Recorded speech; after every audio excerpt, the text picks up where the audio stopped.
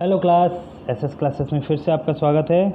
आज मैं क्लास 12 के चैप्टर 3 करंट इलेक्ट्रिसिटी का पार्ट 3 लेके आया हूँ, जिसमें हम लोग आज पढ़ेंगे principle of Wheatstone bridge.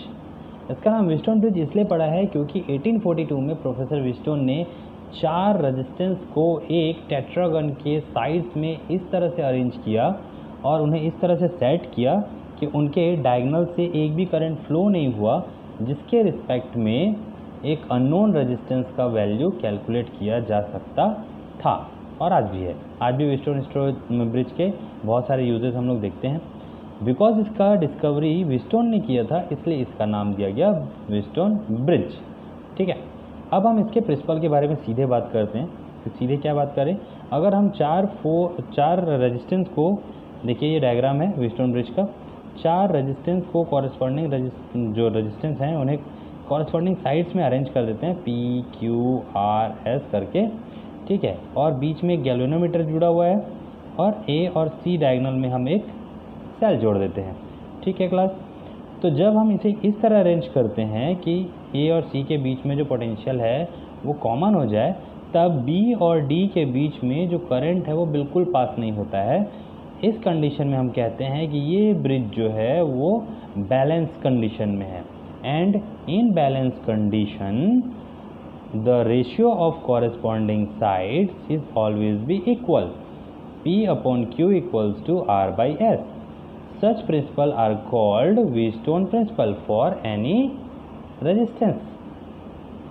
And we can also find the value of unknown resistance because of it is a bridge and 4 resistors are arranged in the tetragon. Let proofs. Proof में हम देखते हैं। अब यहाँ ध्यान देना, हम यहाँ पर व्हीटस्टोन ब्रिज का अगर प्रूफ निकाल रहे हैं तो हमें किरचॉफ लॉ की बहुत ज़रूरत पड़ेगी। किरचॉफ लॉ हमने पहले भी पढ़ा है। किरचॉफ लॉ में हमने क्या पढ़ा है कि फर्स्ट करंट लॉ होता है और दूसरा वोल्टेज लॉ होता है। ठीक है, in Kirchhoff current law, in a junction of any point, any electrical circuit point, the all algebraic addition of current is always be 0. Therefore now we get the junction point, that is B, and another one is that is D. In point B, I1 current is incoming and I2 and IZ current is outgoing. Therefore we can write I1 minus IZ minus I2. IG and I2 is negative because of IG and I2 the direction of current is opposite of the I1. Therefore I1 is positive and IG and I2 is negative. In balance condition, nobody current are passed through the galvanometer, therefore Ig equals to 0. So we can put the value of Ig equals to 0, therefore I1 equals to I2. That is the equation number 1. Now we goes to point D, and point D, I3 is incoming, therefore it is positive. Ig is also positive because it is incoming towards D, and I4 is negative because of it is outgoing from the D. So we get I3 plus Ig minus I4. Ig is again 0 because of the imbalance condition, galvanometer has no react with the current.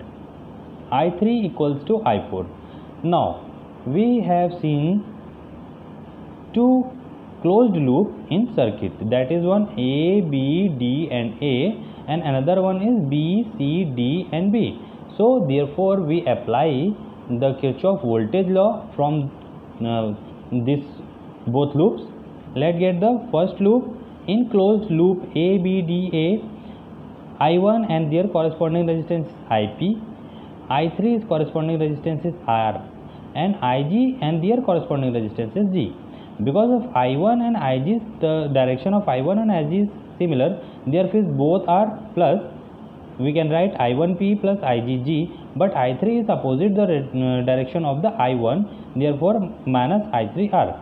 Again in balance condition Ig equals to 0, therefore such middle value will be goes to 0, and we get I1P equals to I3R. Now in next closed circuit in BCDB, ITQ, because I2 is positive, there the right direction, but Ig and I4 is opposite of the I2, therefore Ig and I4 is negative. So we get right I2G minus I2Q minus IgG minus I4R equals to 0. Again we seen Ig equals to 0 because of voltage of G is never react. So I2 equals to I4 cube. तो हम यहाँ देखते हैं कि हमें दो equation मिल चुके हैं, I1P और I1P equals to I3R, I2Q equals to I4R। बस कुछ नहीं करना है, दोनों को डिवाइड कर देना है, I1P upon I2Q, I3R upon I4S। So I1 equals to I2 and I3 equals to I4 भी हमने पहले भी पढ़ चुका है।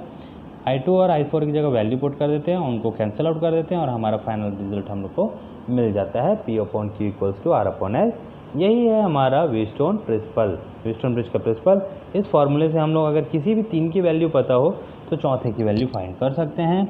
आई होप आपको ये चैप्टर, ये टॉपिक समझ में आया होगा। अपने बुक्स लीजिए, अपने नोट्स तैयार कीजिए और डट के पढ़िए, क्योंकि कोरोना से डरना है, कोरोना से डरना नहीं भी है, घर में रहना है, इससे सेफ रहना है, इसलिए खूब पढ़ना है। Always be successful. मैं अपनी नई वीडियो बहुत जल्द लेके आऊँगा, तब तक के लिए thank you, God bless you. जितना ज़्यादा हो सके शेयर कीजिए बच्चों, और भी लोगों को इसकी ज़रूरत है, ठीक है। Thank you.